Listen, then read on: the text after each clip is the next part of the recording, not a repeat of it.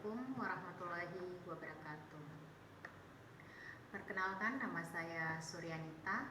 Saya salah satu dosen tetap di program studi D3 Farmasi Stikas Nani Hasanuddin Makassar.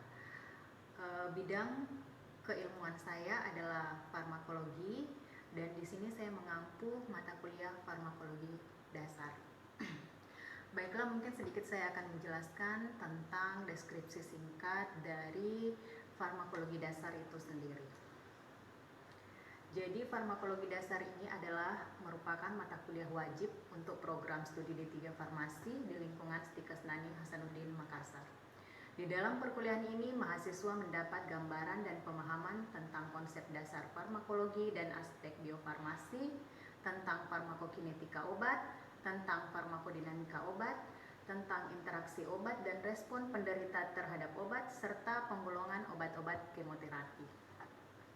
Adapun kemampuan yang diharapkan dicapai oleh mahasiswa setelah mengikuti mata kuliah ini, yaitu yang pertama, setelah mengikuti perkuliahan ini, kami berharap mahasiswa dapat menjelaskan dan memahami tentang konsep dasar dari farmakologi serta aspek biofarmasi.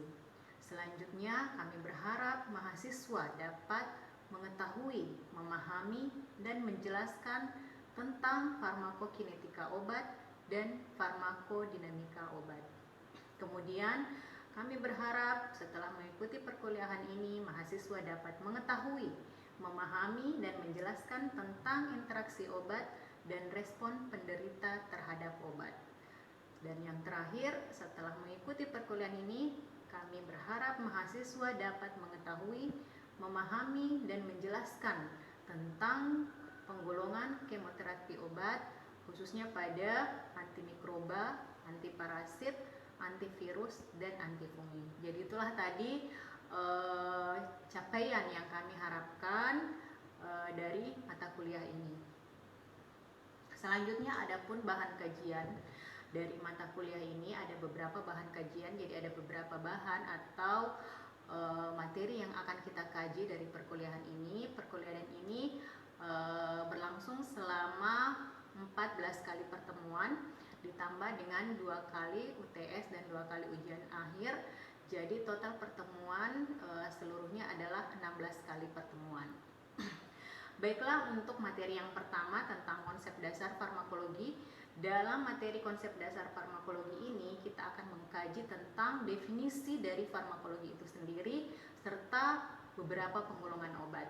Selanjutnya, materi aspek biofarmasi, di mana aspek biofarmasi ini kita akan mengkaji tentang zat aktif dari suatu obat, kemudian indikasi dari suatu obat, bagaimana obat itu bekerja, bagaimana efek samping dari obat itu, terus membahas tentang kontraindikasi, tentang dosis, serta perbedaan antara obat paten dan obat generik. Dan materi yang selanjutnya kita akan membahas tentang farmakokinetika. Dalam materi farmakokinetika ini, bahan yang akan kita kaji yang pertama mulai dari proses absorpsi obat itu di dalam tubuh, kemudian bagaimana proses distribusi obat itu di dalam tubuh, selanjutnya bagaimana proses metabolisme obat di dalam tubuh, dan yang terakhir tentang bagaimana proses ekskresi obat di dalam tubuh. Itu di bagian farmakokinetika. Selanjutnya akan dilanjutkan dengan materi farmakodinamika. Nah, pada farmakodinamik ini kita membahas atau mengkaji 3 pembahasan atau 3 bahan, yang ini pertama kita akan mengkaji tentang bagaimana mekanisme kerja obat itu di dalam tubuh. Kemudian apa efek terapeutik yang diberikan oleh setiap obat, dan bagaimana obat itu berikatan dengan reseptornya di dalam tubuh. Jadi itu yang akan kita bahas di farmakokinetik dan di farmakodinamik. Selanjutnya kita masuk ke materi tentang interaksi obat. Bahan kajian di interaksi obat ini kita akan mengkaji 3 interaksi obat. Yang pertama adalah interaksi obat dengan obat. Selanjutnya adalah interaksi obat dengan makanan dan minuman. Dan selanjutnya yang terakhir adalah interaksi obat dengan jamu. Jadi ada 3 interaksi, ada 3 interaksi yang kemungkinan terjadi pada saat kita menggunakan obat, yaitu obat itu dengan obat itu sendiri, kemudian obat dengan makanan ataupun minuman, serta interaksi obat dengan jamu. Selanjutnya kita akan mengkaji tentang bagaimana respon penderita terhadap obat. Dan yang terakhir kita membahas tentang kemoterapi, di mana di kemoterapi ini kita akan membahas 4 bahan kajian, yaitu antimikroba, antivirus, antiparasit, dan antifungi. Dari mana? Dari keempat bahan kajian ini kita akan mengulas tuntas tentang pengertian, penggolongan, mekanisme kerja, indikasi, kontraindikasi, dan efek samping dari masing-masing materi, baik itu antimikroba, antivirus, antivirasid, dan antifungi. Jadi itulah tadi bahan kajian yang akan dibahas pada mata kuliah farmakologi dasar. Selanjutnya adapun media pembelajaran yang kami gunakan khususnya di Stikes Nani Hasanuddin Makassar ini, selama kita masih dalam masa pandemi, kita menggunakan sistem pembelajaran secara online. Ada 2 aplikasi yang paling sering kita gunakan adalah e-learning dan Zoom. Jadi e-learning ini adalah salah satu aplikasi yang disediakan oleh Stikes Nani Hasanuddin untuk sebagai wadah tempat kami memberikan materi, sebagai wadah untuk mengerjakan tugas, mengumpulkan tugas, dan ujian. Sedangkan kalau Zoom kita gunakan untuk proses pembelajaran tatap muka secara virtual. Dan apabila kita setelah offline nanti, biasanya kita menggunakan media pembelajaran melalui pemaparan di LCD. Biasanya kita memaparkan menggunakan PowerPoint. Terus kita juga kadang memberikan draft tugas ke mahasiswa, khususnya tugas yang kita berikan ini sesuai dengan panduan RTM atau rencana tugas mahasiswa yang kita susun sebelum memasuki pembelajaran atau sebelum pembelajaran dimulai. Selanjutnya kita masuk ke metode pembelajaran. Jadi metode pembelajaran yang kita gunakan di Stikes Nani Hasanuddin Makassar, khususnya saya sebagai pengampu farmakologi dasar, metode pembelajaran yang saya gunakan yaitu Student Center Learning atau biasa kita kenal dengan SCL. Jadi SCL ini merupakan metode pembelajaran yang menempatkan peran mahasiswa sebagai subjek pembelajaran. Metode ini memungkinkan siswa belajar lebih aktif, mandiri, dan menerapkan serta memahami materi belajar sesuai dengan kemampuan individu masing-masing. Penerapan metode ini di dalam kelas dilakukan dengan cara small group discussion.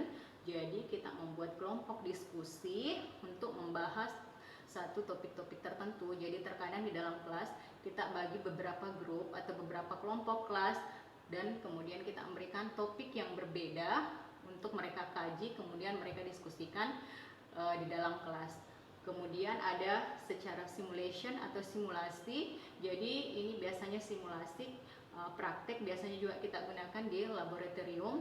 Kemudian ada self study atau belajar mandiri, belajar secara mandiri. Interaksi yang saya lakukan dengan mahasiswa otomatis yang pertama seperti biasa, bahwa di setiap pertemuan atau di setiap proses belajar mengajar kita selalu membuka sesi tanya jawab. Jadi selalu ada proses tanya jawab di dalam kelas, entah mahasiswa yang bertanya ke dosen atau kita dosen yang bertanya kembali ke mahasiswa, hanya untuk mengevaluasi dan mengetahui sampai di mana kemampuan mahasiswa tersebut. Selain proses tanya jawab di dalam kelas, saya juga kadang membuat grup belajar di WhatsApp ya, di aplikasi WhatsApp, atau di WA. Nah, grup belajar ini fungsinya adalah apabila saya memberikan tugas ke mahasiswa, kemudian ada yang tidak dimengerti oleh mahasiswa tersebut, maka kita akan membahasnya melalui grup WhatsApp ini. Adapun pembobotan penilaian yang saya lakukan ada 5 penilaian yang saya cantumkan atau yang saya dan ini adalah aturan dari instansi atau dari Stikes Nani sendiri yang kita sudah rapatkan secara bersama dan kita setujui bahwa ada 5 unsur penilaian yang kita akan lakukan di dalam perkuliahan. Yang pertama penugasan dan kuis, ini bobotnya adalah 20%, kemudian praktikum atau laboratorium bobotnya 20%, kemudian UTS bobotnya 25% dan UAS bobotnya 25% dan soft skill 10%. Jadi pada soft skill ini kita melihat bagaimana mahasiswa itu mampu bekerja sama, bagaimana kedisiplinan dari mahasiswa itu sendiri, bagaimana kepemimpinan dari mahasiswa itu, bagaimana dia berkomunikasi, dan bagaimana dia mampu bertanggung jawab, serta bagaimana kreativitas dan inovasi dari mahasiswa itu, dan bagaimana dia bersikap. Jadi attitude atau etika dia sehari-hari itu masuk dalam penilaian kita di soft skill dengan bobot 10%. Jadi itu tadi deskripsi singkat saya tentang mata kuliah farmakologi dasar, mulai dari apa sih farmakologi dasar itu, kemudian tentang kemampuan yang diharapkan oleh mahasiswa yang akan dicapai, kemudian bahan kajian apa saja yang akan dibahas di farmakologi dasar, kemudian metode yang digunakan dalam pembelajaran, serta bobot penilaian dari pembelajaran tersebut. Jadi itu cuma penjelasan singkat saya tentang farmakologi dasar ini. Nah, untuk menunjang pembelajaran mata kuliah farmakologi dasar ini, saya telah membuat buku ajar yang ber-ISBN dengan judul buku ajar farmakologi dasar, di mana isi dari buku ini mengacu pada materi dan bahan kajian yang ada pada RPS. Jadi ini sudah ada ISBN-nya dan ditulis oleh saya sendiri. Ini untuk memudahkan mahasiswa dalam mengkaji atau mempelajari tentang farmakologi dasar. Nah, isi-isi dari farmakologi buku ini itu mengacu pada RPS. Jadi saya sesuaikan semua materi ataupun bahan kajian yang ada di dalam RPS. Baiklah, saya rasa cukup penjelasan singkat saya tentang mata kuliah farmakologi dasar. Terima kasih banyak. Berikut saya akan tampilkan video proses belajar mengajar saya secara online dengan menggunakan Zoom. Assalamualaikum warahmatullahi wabarakatuh.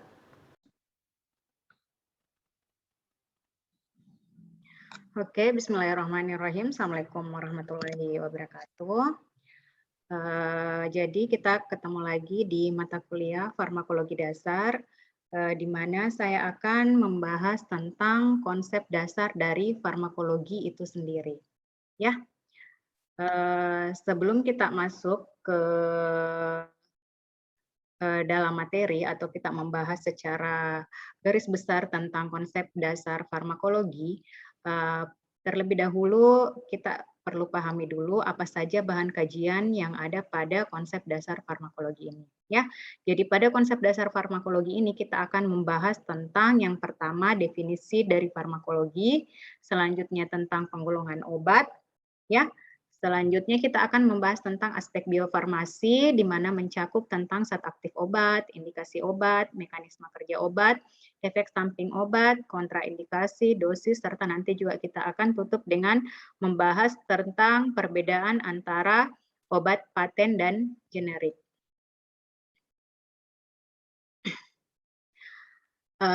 Baiklah, kita mulai ya. Jadi nanti saya akan memberi kesempatan apabila penjelasan saya sudah selesai, saya akan membuat sesi tanya jawab, membuka sesi tanya jawab, nah memberi kesempatan kepada mahasiswa sekalian untuk memberikan pertanyaan. Baiklah, pertama kita perlu tahu dulu apa sih sebenarnya farmakologi itu. Ya, jadi farmakologi ini adalah salah satu bidang ilmu yang sangat penting di dunia farmasi, karena inilah sebenarnya intinya kita sebagai seorang farmasis, ya. Jadi farmakologi itu berasal dari kata farmakon atau obat dan logos atau ilmu pengetahuan, ya. Jadi farmakologi itu didefinisikan sebagai ilmu yang mempelajari obat dan cara kerjanya pada sistem biologis. Nah, sedangkan obat itu sendiri merupakan senyawa yang digunakan untuk mencegah, mengobati, mendiagnosis penyakit atau gangguan atau yang menimbulkan suatu kondisi tertentu. Jadi obat itu merupakan senyawa kimia, ya, senyawa kimia yang berfungsi untuk dia bisa mengobati, dia bisa mencegah, jadi dia juga bisa digunakan sebagai pemeliharaan, ya, atau suplemen, ya. Nah, ada beberapa istilah penting dalam farmakologi. Ini istilah-istilah yang harus kalian ketahui, khususnya di dunia farmasi, karena selama 3 tahun ini, insya Allah ke depannya kalian akan bertemu dan istilah-istilah ini tidak akan asing di mata kalian atau di telinga kalian ya. Jadi kalian harus memahami dulu apa sebenarnya yang dimaksud dari istilah-istilah tersebut. Yang pertama, farmakologi, tadi saya sudah jelaskan bahwa farmakologi adalah ilmu mengenai obat ya. Sedangkan farmakognosi adalah ilmu yang mempelajari sifat-sifat tumbuhan dan bahan alam lain yang merupakan sumber obat. Jadi kalau farmakognosi itu ilmu yang mempelajari tentang obat juga, tapi yang berasal dari tumbuhan dan bahan alami. Terus ada juga istilah tentang farmakologi klinik. Jadi farmakologi klinik ini adalah cabang ilmu farmakologi yang mempelajari efek obat pada manusia. Ya. Terus ada istilah farmakoterapi. Farmakoterapi ini adalah ilmu yang berhubungan dengan penggunaan obat untuk pencegahan dan pengobatan penyakit. Di dalam farmakoterapi dipelajari 2 aspek, yaitu farmakokinetik dan farmakodinamik. Nah, farmakokinetik dan farmakodinamik ini juga nanti kita akan punya topiknya sendiri, di mana kita akan membahas apa sih sebenarnya yang dimaksud dengan farmakokinetik dan farmakodinamik. Karena ini adalah bagian penting dari ilmu farmakologi. Nah, di sini ada penjelasan singkat tentang farmakokinetik dan farmakodinamik. Jadi farmakokinetik yaitu suatu ilmu yang mempelajari bagaimana proses absorpsi, distribusi, metabolisme, dan ekspresi atau kita biasa singkat dengan ATMA obat di dalam tubuh. Jadi farmakokinetik ini membahas bagaimana mulainya masuk obat di dalam tubuh sampai dia diabsorpsi atau diserap di dalam tubuh, kemudian dia didistribusi melalui pembuluh darah, setelah itu dimetabolisme di hati, kemudian diekskresikan melalui ginjal ya lewat urin atau lewat feses. Kalau lewat feses biasanya melalui empedu di dalam tubuh kita. Jadi bagaimana obat itu mulai dari masuknya di dalam tubuh sampai dia dikeluarkan kembali. Itu yang disebut dengan farmakokinetik. Sedangkan farmakodinamik ini adalah ilmu yang mempelajari efek biokimia dan fisiologi obat serta mekanisme kerjanya. Jadi kalau farmakodinamik ini sudah lebih bagaimana obat itu bekerja di dalam tubuh sampai dia akhirnya memberikan efek. Jadi itu yang disebut dengan farmakodinamik. Bagaimana obat itu kemudian berikatan dengan reseptornya di dalam tubuh sampai dia memberikan suatu efek, entah dia menyembuhkan atau dia mencegah. Itu yang disebut dengan farmakodinamik. Ya. Terus ada juga ilmu tentang toksikologi. Nah, toksikologi ini adalah ilmu yang mempelajari cara pencegahan, pengenalan, dan penanggulangan keracunan zat kimia, termasuk obat yang digunakan dalam rumah tangga, industri, maupun lingkungan. Jadi obat itu sebenarnya seperti 2 sisi mata pisau ya.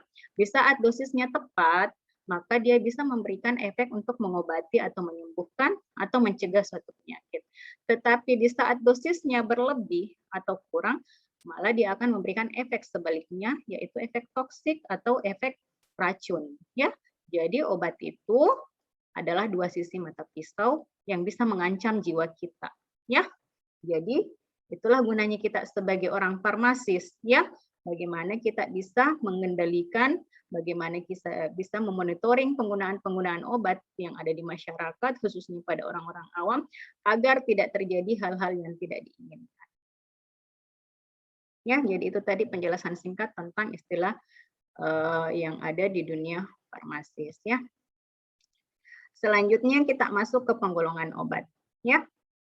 Jadi obat adalah zat kimia yang bersifat racun, namun dalam jumlah tertentu dapat memberikan efek mengobati penyakit. Jadi obat sebenarnya itu adalah racun ya, racun sebenarnya. Hanya pada dosis tertentu, pada dosis yang telah ditakar dan disesuaikan, dia malah bisa memberikan efek untuk mengobati. Tetapi di saat dosisnya salah, ya ada dibilang medication error, bisa menjadi racun. Obat dibagi menjadi 4 golongan, yaitu obat bebas, obat bebas terbatas, obat keras dan psikotropik, dan obat narkotika. Ya. Nah, kita lihat dulu perbedaannya. Jadi kalau obat bebas itu adalah obat yang dijual bebas di pasaran dan dapat dibeli tanpa resep dokter. Pada kemasan dan etiket obat bebas, tanda khusus berupa lingkaran hijau dengan garis tepi berwarna hitam. Ya, jadi dia kalau obat bebas kita lihat biasanya di atas bagian kanan obat itu kemasannya ada lingkaran hijau bergaris tepi warna hitam, itu yang disebut dengan obat bebas. Jadi obat bebas ini bebas dijual. Jadi dia juga bisa ada di mini market ya, bisa dijual di minimarket karena dia bebas tanpa perlu diawasi. Ya, makanya disebut dengan obat bebas. Selanjutnya ada obat bebas terbatas. Nah, obat bebas terbatas adalah obat yang sebenarnya termasuk obat keras, tetapi masih dapat dijual atau dibeli bebas dalam jumlah tertentu tanpa resep dokter. Namun penggunaannya harus memperhatikan informasi yang menyertai obat dalam kemasan. Pada kemasan dan etiket obat bebas terbatas terdapat tanda khusus berupa lingkaran biru dengan garis tepi berwarna hitam. Ya, nah kalau obat bebas terbatas dia berwarna biru, ya lingkaran berwarna biru dengan garis tepi berwarna hitam. Sedangkan kalau obat bebas saja dia berwarna hijau. Jadi kalau obat bebas terbatas ini adalah obat-obat yang sebenarnya termasuk dalam obat golongan keras, tetapi masih bisa dijual bebas tanpa resep dokter, ya, dan bisa diserahkan juga meskipun hanya dilakukan oleh asisten apoteker, tidak mesti ada apoteker dia bisa dijual. Itu yang disebut dengan obat bebas terbatas. Selanjutnya obat keras. Nah, obat keras ini adalah obat yang hanya dapat dibeli di apotik dengan resep dokter. Obat keras mempunyai tanda khusus berupa lingkaran bulat merah dengan garis tepi berwarna hitam dan berhuruf K di tengah yang menyentuh garis tepi. Nah, ini ya kalau obat keras dia ada tulisan K di tengahnya dengan lingkaran berwarna merah dan garis tepi berwarna hitam. Dia simbolnya sama dengan obat psikotropik. Ya, jadi obat psikotropik itu juga termasuk dalam golongan obat keras dengan simbol yang sama. Ya, nah obat psikotropik obat bukan golongan narkotik yang berkhasiat mempengaruhi susunan syaraf pusat. Obat ini dapat menyebabkan perubahan khas pada aktivitas mental dan perilaku. Obat golongan ini hanya boleh dijual dengan resep dokter dan diberi tanda huruf K dalam lingkaran merah dengan garis tepi berwarna hitam. Ya, nah selanjutnya kita masuk ke obat narkotik. Nah, kalau obat narkotik ini adalah obat yang berasal dari turunan tanaman atau bahan kimia yang dapat menyebabkan penurunan atau perubahan kesadaran, hilangnya rasa, mengurangi sampai menghilangnya rasa nyeri dan menimbulkan ketergantungan. Obat ini hanya dapat diperoleh dengan resep dokter. Jadi ingat, obat keras, obat psikotropik, dan obat narkotik itu harus dalam pengawasan dokter, hanya bisa diberikan tanpa resep dokter, dan kalau narkotik dan psikotropik itu hanya boleh diserahkan oleh apoteker. Kalau obat keras masih bisa, ya. Kalau obat keras di luar dari psikotropik itu masih bisa diserahkan tanpa apoteker. Tetapi kalau psikotropik dan narkotik itu harus yang menyerahkan obat itu adalah apoteker, ya.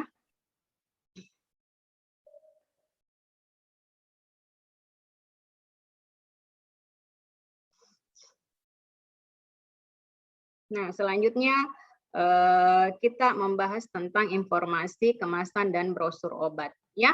Jadi di dalam brosur itu sudah dijelaskan atau dicantumkan tentang komposisi, indikasi, ya nama dari obat itu. Nah, ini yang perlu kita pahami.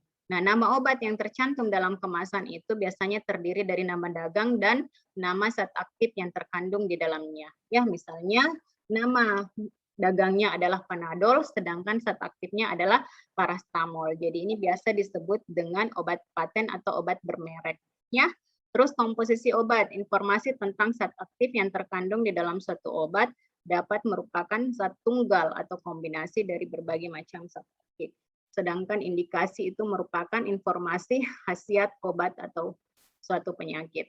Kemudian ada kontraindikasi. Kontraindikasi adalah penggunaan obat tidak dianjurkan karena dapat meningkatkan resiko terhadap pasien dengan kondisi tertentu. Misalnya bayi dan balita, ibu hamil dan menyusui, usia lanjut dan penyakit atau pengidap penyakit tertentu. Ya. Terus ada efek samping. Nah, efek samping adalah respon obat yang merugikan akibat penggunaan obat dengan dosis atau takaran normal. Terus ada aturan pakai atau dosis. Informasi mengenai cara penggunaan obat yang meliputi waktu dan beberapa kali obat tersebut digunakan. Terus peringatan dan perhatian ini adalah tanda peringatan yang harus diperhatikan pada setiap kemasan obat bebas dan obat bebas terbatas.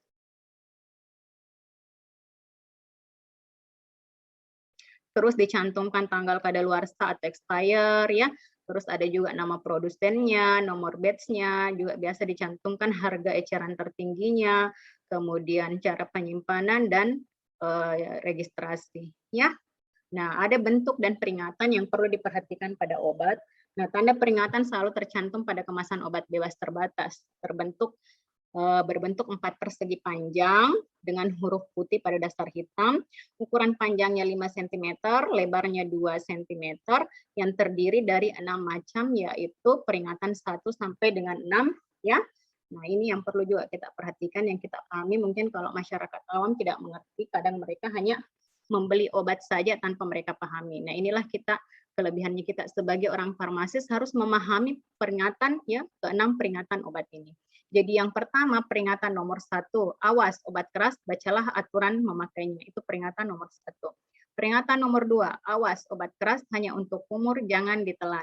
Peringatan nomor 3, awas obat keras hanya untuk bagian luar dari badan. Peringatan nomor 4, awas obat keras hanya untuk dibakar. Peringatan nomor 5, awas obat keras tidak boleh ditelan. Peringatan nomor 6, awas obat keras, obat wasir jangan ditelan. Ya, jadi ini adalah 6 peringatan yang kalian harus pahami. Ya, dan 4 peringatan ini tergantung dari jenis obatnya. Jadi kalau misalnya obat tersebut hanya untuk obat luar, biasanya pakai peringatan nomor 6. Ya, kalau obat tersebut tidak bisa ditelan seperti obat kumur, ya. Nah, ada dia peringatan di nomor 2. Jadi disesuaikan dengan bentuk sediaan dari obat itu serta kegunaannya masing-masing. Ya, peringatannya. Saya rasa itu saja penjelasan singkat saya tentang farmakologi dasar ya, khususnya konsep dasar dari farmakologi ya. Nanti kita akan lanjutkan lagi materinya. Selanjutnya apabila ada yang ingin bertanya, saya persilahkan. Silahkan, waktunya tinggal sedikit lagi. Kalau misalnya ada yang ingin ditanyakan, kalau memang tidak, nanti saya akan kasihkan tugas ya. Jadi di sini ada tugas yang harus kalian kerjakan. Ya, nanti saya kirim di grup kelasnya untuk dikerjakan dan akan dikumpul di pertemuan berikutnya. Oke. Kalau tidak ada yang bertanya, saya tutup. Sekian untuk pertemuan kita hari ini. Ya, tolong nanti tugasnya saya akan japri ke ketua tingkat. Saya tutup. Wabillahi taufiq wal hidayah. Assalamualaikum warahmatullahi wabarakatuh. Waalaikumsalam warahmatullahi wabarakatuh. Oke, sekarang silahkan yang sudah, terima kasih banyak ya untuk waktunya semua. Yang mau live dari grup silahkan ya. Saya tutup ya. Terima kasih semuanya. Oke. Terima kasih.